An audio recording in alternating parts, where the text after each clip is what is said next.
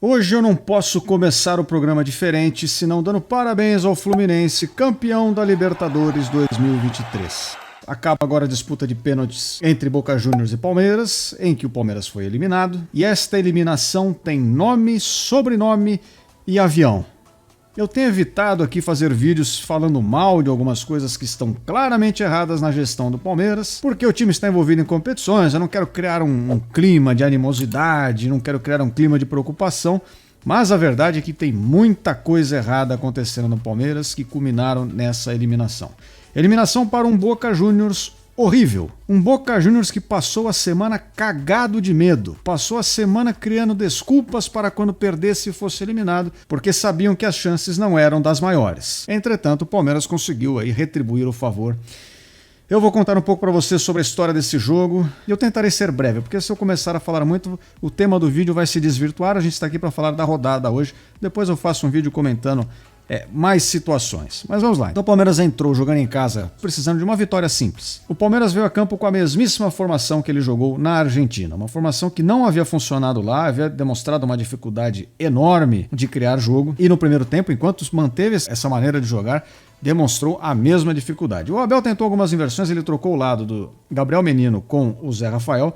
Creio eu que para dar um apoio maior e melhor, pelas características do Gabriel Menino, ao Piquerez, para que o Piquerez tenha um jogo mais apoiado pela esquerda, já que depois que o Dudu se machucou, isso é um problema que eu vou abordar num vídeo especial para isso também, mas depois que o Dudu se lesionou, o Palmeiras prejudicou 4 posições ao mesmo tempo. Uma delas é do Piquerez, que caiu de rendimento.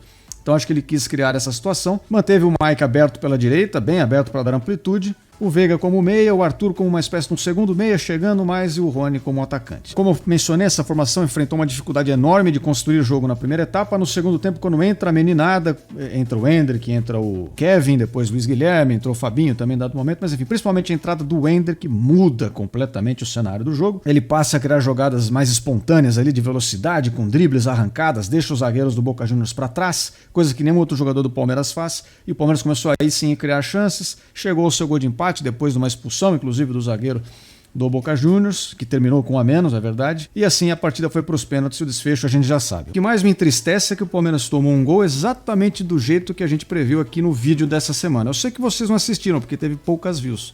Mas se vocês verem lá, eu falei, essa linha de 3 aqui na defesa do Palmeiras tem um sério problema de alinhamento e muitas vezes sobra espaço nas costas do Marcos Rocha. E eis que sai o gol do Boca Juniors como? Pois é.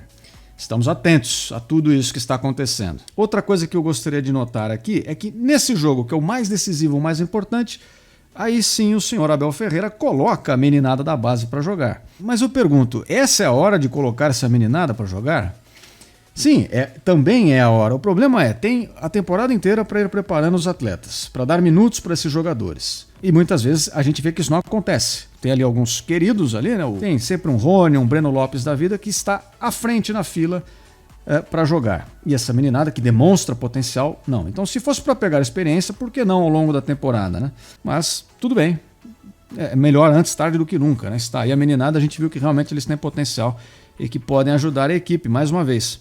Entretanto, não foi o suficiente. Uma coisa que eu queria notar nos pênaltis o pessoal reclama muito do Everton como pegador de pênaltis, porque na maioria das bolas ele sequer acerta o lado para qual o chute vai, né? Então sempre a bola vai para um lado, ele cai para o outro. A gente que assiste as disputas do Palmeiras sabe como funciona.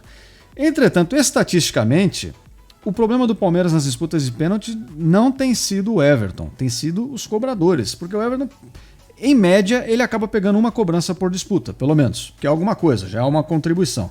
O problema é que os jogadores do Palmeiras perdem pênalti com muita frequência. Hoje, em tese, melhor batedor, Rafael Veiga perdeu. O segundo melhor batedor, em tese, Gomes perdeu. Coisas do futebol, mas é fato que o Gomes eu acho que nem bateu tão bem assim. O Rafael Veiga foi um chute... Se ele batesse no meio do gol, como muitas vezes ele faz, provavelmente ele faria. Eu sei que o Romero é um goleiro que espera e tal, mas provavelmente ele faria porque o Romero teria caído, muito provavelmente também. Mas enfim, o Palmeiras então acaba caindo sob o próprio peso, né? E é eliminado por essa equipe que agora vai para a final contra o Fluminense no Maracanã como franco atirador, né? O Fluminense é favoritaço para esse jogo, é muito favorito. Não é para criar clima de oba-oba nem nada, mas é que pelo futebol jogado. O Boca Juniors até agora não venceu jogando na fase eliminatória dessa Libertadores e provavelmente não vai vencer. Como eu falei para vocês, pessoal, não se decepcione, eu estou sendo breve para não falar besteiras no vídeo de hoje, mas eu vou fazer um vídeo falando um pouco sobre a gestão do Palmeiras e muita coisa que está errada acontecendo aí e por que, inclusive, o Palmeiras foi eliminado tanto da Copa do Brasil quanto aqui da Libertadores. Havia plenas condições, mas a gestão de elenco está péssima. Nessa temporada o Palmeiras foi pessimamente gerido e esperamos que haja mudança, porque se não houver, a próxima temporada do Palmeiras vai ser medíocre. E agora a gente vai falar sobre os demais jogos. E na quarta-feira, pessoal, no dia anterior, o Internacional enfrentou o Fluminense jogando em casa. No nosso vídeo em que eu comentei quem seriam os favoritos, eu coloquei um pouquinho a mais para o Fluminense para passar a final, porque entendia que seria um duelo equilibrado e acabou sendo. A verdade é que foram dois bons jogos de serem assistidos, como eu já comentei aqui, para quem não é torcedor de nenhum dos times, bom. Já para quem torce, no caso foi bom para o torcedor do Fluminense, que deve ter se deliciado com uma virada já no segundo tempo, jogando fora de casa sobre o Internacional. O Fluminense fez exatamente o que o Internacional fez no jogo de ida. Só que a grande diferença é que o Fluminense fez isso de uma forma muito eficiente e em condições menos favoráveis.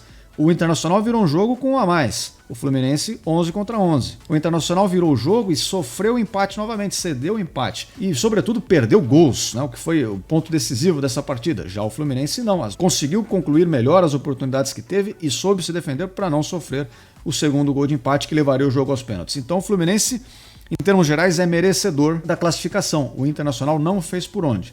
Eu comecei falando sobre o que eu apontei como favorito, porque ao longo da disputa eu cheguei a balançar um pouco na minha opinião. Eu vou explicar o porquê.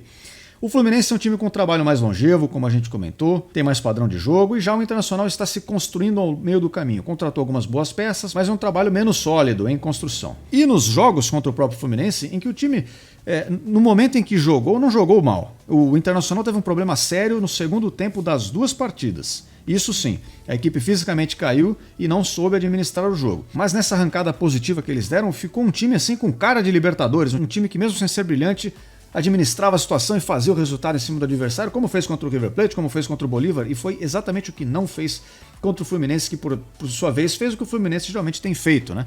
A gente pode até apontar que podem não ter sido partidas brilhantes da equipe tricolor do Rio de Janeiro, mas vamos levar em conta a situação adversa de jogar com um a menos, né, no primeiro jogo, e no momento em que precisou soube fazer o resultado.